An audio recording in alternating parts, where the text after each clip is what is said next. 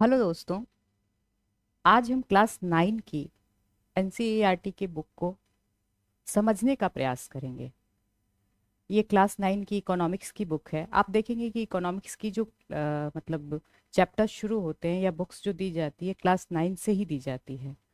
तो class 9th में अगर आप देखेंगे तो 4 चैप्टर हैं इकोनॉमिक के बुक में। पहला है the story of village Palampur. दूसरा है पीपल एज रिसोर्स।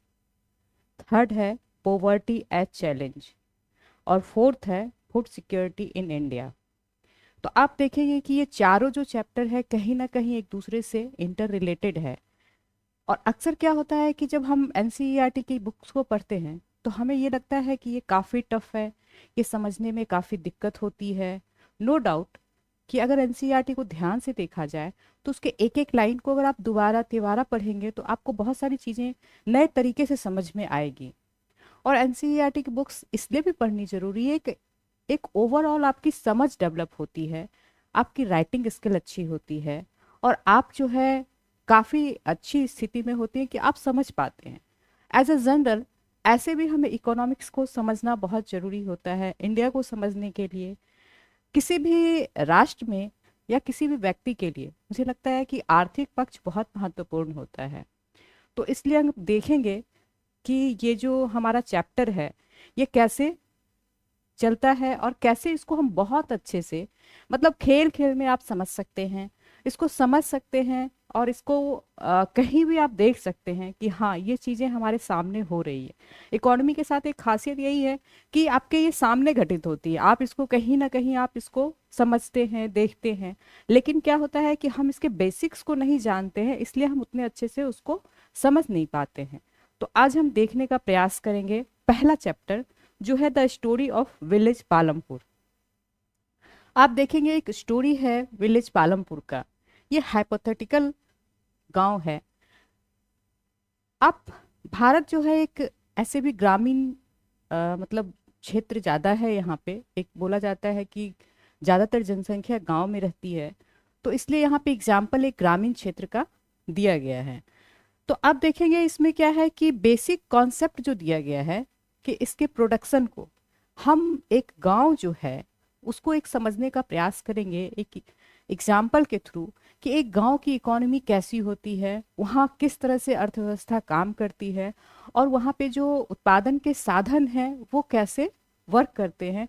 फिर आने वाले समय में जो है उसमें क्या क्या समस्याएं हो रही हैं और कैसे उससे इवॉल्व करने की कोशिश कर रहा है। तो सबसे देखेंगे कि पहले तो आप देखेंगे विलेज जो है एक पालमपुर विलेज है, हाइपोथेटिकल विलेज है ये।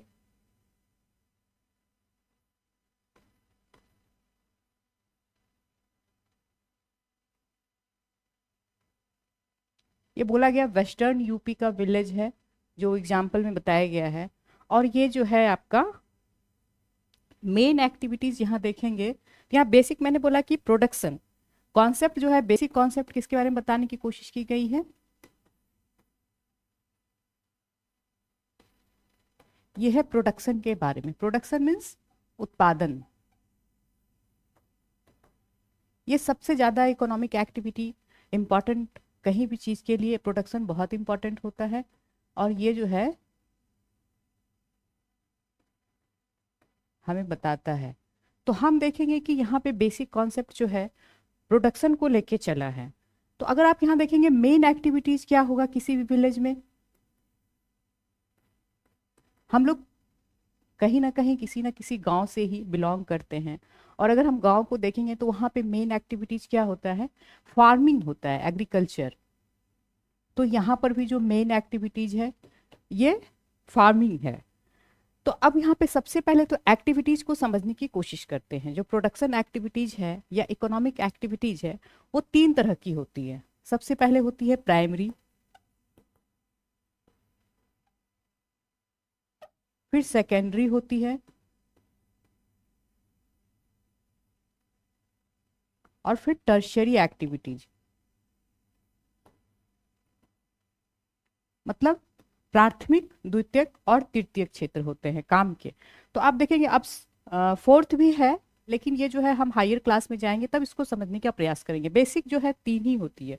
तो प्राइमरी जो होता है जो मतलब प्रत्यक्ष रूप से किस पर डिपेंड होता है, वो नेचुरल रिसोर्स पर डिपेंड होता है। हम इसको देख सकते हैं जैसे माइनिंग है, जैसे एग्रीकल्चर है, ये सब क्या हो गया आपका, ये प्राइमरी एक्टिविटीज में आता है। हम एक्टिविटीज बता रहे हैं,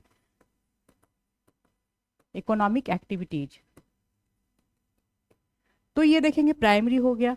सेकेंडरी में आप देखेंगे जो कि नेचुरल रिसोर्स को जो प्रोसेस्ड करके बनाया जाता है, जैसे मैन्युफैक्चरिंग, जैसे कि आप कागज उद्योग में देखेंगे कि हमने लकड़ी को क्या किया, प्रोसेस्ड किया, और देन वो कागज मीन्स जो है पेपर इंडस्ट्री जो आपका में मतलब पेपर में इसको तब्दील किया। तो सेकेंडरी में क्या है, मैन्युफैक्चरिंग के थ्रू किया जाता है। तो मैन्युफैक्चरिंग किस में आ जाएगा आपका, सेकेंडरी में आ जाएगा। और टर्शरी में आप देखेंगे कि सर्विसेज, जितने तरह के सर्विसेज हैं, जैसे ट्रांसपोर्ट हो गया, ट्रांसपोर्टेशन क्या है, जस्ट लाइक अ सर्विसेज हो गया आपका। तो ये टर्शरी क्षेत्र में जितने सेवाएं होती हैं वो टर्शरी क्षेत्र में। तो तीन तरह के इकोनॉमी से पूरा आप देखेंगे जो एक्टिविटीज है, पूरे इकोनॉमी चलती है तीन तरह के एक्टिविटीज से। तो हम अब देखते हैं पालमपुर विलेज को। यहाँ पर क्या है, सबसे पहली बात तो क्या है आपका यहाँ पे कि एग्रीकल्चर की प्रधानता है। जब हम कहते हैं एग्रीकल्चर की प्रधानता है तो मीन्स इसका क्या है कि मोर देन 75% देखेंगे यहाँ पे, या मोर देन या बराबर 75% पॉपुलेशन क्या है, ये अपने लिवलीहुड के लिए जो वर्किंग पॉपुलेशन उसका 75% जो है ये कहीं ना कहीं एग्रीकल्चर पे यानी फार्मिंग पे डिपेंड है। तो हम एक और आपका शब्द आया कि नेचुरल रिसोर्स। एग्रीकल्चर में क्या हो गया, हमको नेचुरल रिसोर्स की जरूरत होती है क्या, इसमें जो है आपका देखेंगे कि सबसे पहले जो है लैंड है, वाटर है, ये क्या है आपका, ये लैंड, ये क्या है, रिसोर्स है, लेकिन ये नेचुरल है। तो हम रिसोर्स को समझेंगे आगे बहुत अच्छे से चैप्टर में, लेकिन हम यहाँ पे रिसोर्स को पहले जान लें कि क्या होता है। तो रिसोर्स के बारे में कहा जाता है कोई भी वस्तु जो मानवीय आवश्यकताओं को पूरा करने में सक्षम होती है उसको हम रिसोर्स कहते हैं। तो आप ये देखेंगे कि यहाँ पे नेचुरल रिसोर्स जो है ज्यादा यहाँ पे प्रधान है।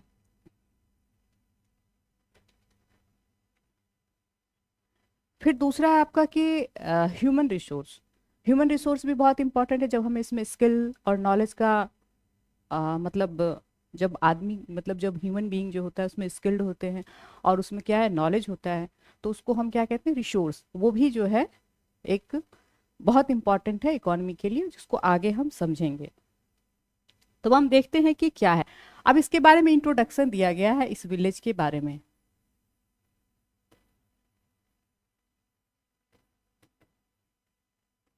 इंट्रोडक्शन में क्या कहा गया है कि यह विलेज जो है हाइपोथेटिकल है, ये वेस्टर्न यूपी में स्थित है। आप देखिए इसके लोकेशन से भी बहुत चीज आप समझ सकते हैं, है ना।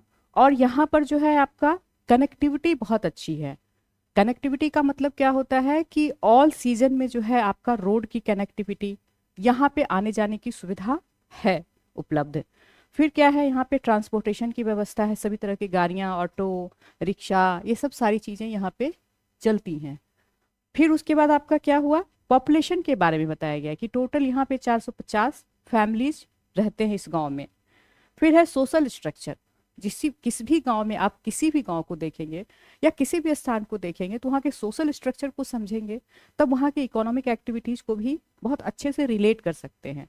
तो यहाँ पे ये बताया गया कि जो सोशल स्ट्रक्चर है यहाँ पे 80% जो है अपर कास्ट, सो कॉल अपर कास्ट हमारे यहाँ जो है वो 80% इस गांव में रहते हैं। और उनके पास लैंड का जो है सबसे ज्यादा लैंड किनके पास है, उनके पास ही है जो अपर कास्ट हैं। और 1/3 जो है एससी मतलब शेड्यूल कास्ट पॉपुलेशन रहती है, जिनका घर भी मतलब कॉर्नर में है, और ये जो है मड के बने हुए हाउस या स्ट्रॉ, मीन्स उनका घर जो है बहुत देखने से लगेगा कि ये बहुत ज़्यादा मतलब वो वेल मतलब ये क्या बोलते हैं, वेल्दी नहीं है, ठीक है। फिर इलेक्ट्रिसिटी भी बहुत ज़्यादा है वहाँ पे, इलेक्ट्रिसिटी का कनेक्शन है, तो इसके कारण क्या होगा आपका सिंचाई उचाई की सुविधा आराम से हो सकती है वहाँ पे। इरिगेशन की व्यवस्था है। फिर एजुकेशनल इंस्टीट्यूट के बारे में बताया गया कि एजुकेशन की व्यवस्था कैसी है वहाँ पे। तो 2 प्राइमरी स्कूल हैं और एक जो है आपका हाई स्कूल है, तो एजुकेशन भी देखेंगे कि ठीक ठाक स्थिति में है। फिर हेल्थ देखेंगे, एक तो है प्राइमरी हेल्थ केयर सेंटर है जहाँ पे लोग बीमार पड़ते हैं तो जाते हैं दिखाने के लिए, और दूसरा है कि जो आपका प्राइवेट डिस्पेंसरी भी है। तो ये जो है आप देखेंगे, एक तरह से आप इस गांव का कैसा फिगर बना पाते हैं कि एक वेल स्टेब्लिश या डेवलप गांव कह सकते हैं इसको, जहाँ पे कि लगभग सब चीज़ें उपलब्ध हैं। तब यहाँ पे देखते हैं कि प्राइमरी, सेकेंडरी, टर्शरी में क्या क्या एक्टिविटीज होती है। उससे पहले हम देखते हैं कि ऑर्गेनाइजेशन ऑफ, ये तो इंट्रोडक्शन हो गया विलेज का, मतलब कि वेल, एक वेल ऑफ मतलब कह सकते हैं कि अच्छी कंडीशन में ये गांव है पालमपुर जो है। फिर आप देखते हैं यहाँ पे कि आपका ऑर्गेनाइजेशन ऑफ प्रोडक्शन, मतलब कोई भी